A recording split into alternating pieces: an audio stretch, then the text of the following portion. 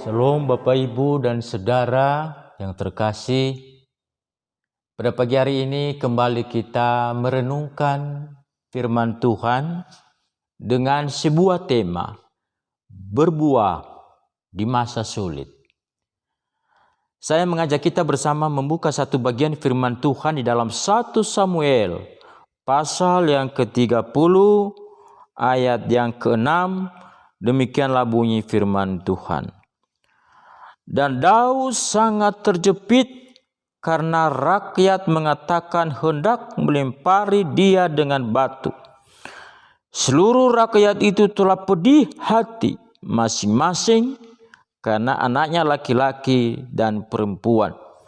Tetapi Daud menguatkan kepercayaannya kepada Tuhan Allahnya. Demikianlah bunyi firman Tuhan. Sidang jemaat yang terkasih, pohon korma adalah salah satu pohon yang kokoh dan kuat yang ada di padang gurun. Meskipun angin badai melanda, meskipun panas terik matahari, meskipun pohon-pohon yang lain layu, mati, tetapi pohon korma tetap berdiri kokoh di padang gurun, malah menghasilkan buah yang manis. Bapak, Ibu, dan Saudara, kita sebagai orang percaya ini lebih daripada pohon korma. Karena kita sudah dipenuhi oleh Roh Kudus. Karena kita sudah disertai oleh Roh Kudus. Berarti Roh Kudus yang ada di dalam kita, itulah yang memberikan kekuatan kepada kita di dalam menghadapi situasi akhir zaman yang tidak menentu ini. Pertanyaan untuk perenungan kepada kita pada pagi hari ini adalah, bagaimana supaya kita sebagai orang percaya ini benar-benar menghasilkan buah di masa yang sulit?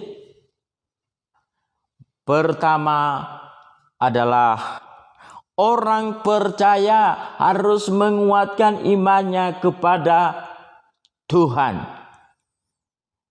Di dalam ayat yang ke-6b tadi dikatakan, tetapi Daud menguatkan kepercayaannya kepada Tuhan Allahnya. Pertanyaan kepada kita, bagaimana Daud dan juga kita sebagai orang percaya menguatkan iman kita, kepercayaan kita kepada Tuhan? Yang saya catat ada dua hal. Pertama, dengan cara berdoa. Di dalam ayat yang ke-8 dikatakan, kemudian bertanyalah Daud kepada Tuhan. Katanya, haruskah aku mengejar gerombolan itu? Akan dapatkah mereka kususul?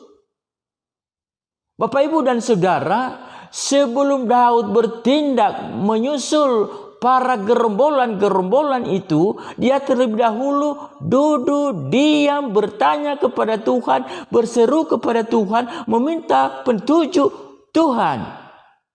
Karena dia percaya bahwa kalau Tuhan campur tangan, maka kemenangan demi kemenangan Daud pasti peroleh. Di dalam kitab Yakobus pasal yang ke-5 ayat yang ke-16b dikatakan, doa orang benar apabila didoakan dengan penuh ketulusan sangat besar kuasanya. Hal yang kedua, Daud mendengarkan firman Tuhan. Di dalam ayat yang ke-8b dikatakan, dan ia, Tuhan, berfirman kepadanya, kepada Daud, kejarlah, sebab sesungguhnya engkau akan dapat menyusul mereka dan melepaskan para tawanan ini. Ini adalah merupakan satu contoh yang luar biasa yang Daud sampaikan kepada kita sebagai orang percaya. Setelah dia berdoa, dia mendengarkan firman Tuhan. Kita yang mendengarkan firman Tuhan pada pagi hari ini, supaya iman kita kuat, kita harus banyak mendengarkan renungan firman Tuhan. Supaya iman kita kuat, kita harus banyak mendengarkan khotbah. Kita hanya harus banyak berkumpul bersama saudara-saudara kita seiman.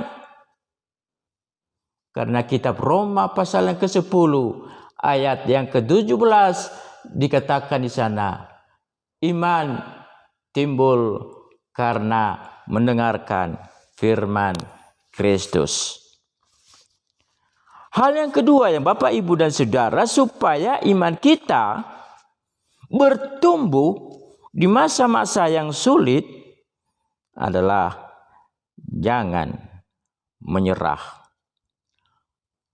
Di dalam firman Tuhan ayat yang ke-10 tadi dikatakan, maka Daud melanjutkan pengejaran itu beserta dengan 400 orang. 200 orang yang terlalu lelah untuk menyeberangi sungai Besor itu berhenti di tengah jalan.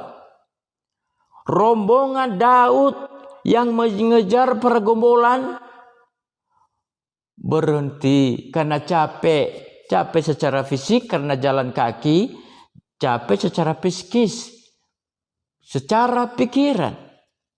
Tetapi firman Tuhan mengatakan, Daud melanjutkan pengejaran, tidak mengenal lelah. Bapak, Ibu, dan Saudara, kita mengucap syukur COVID-19 sudah lenyap.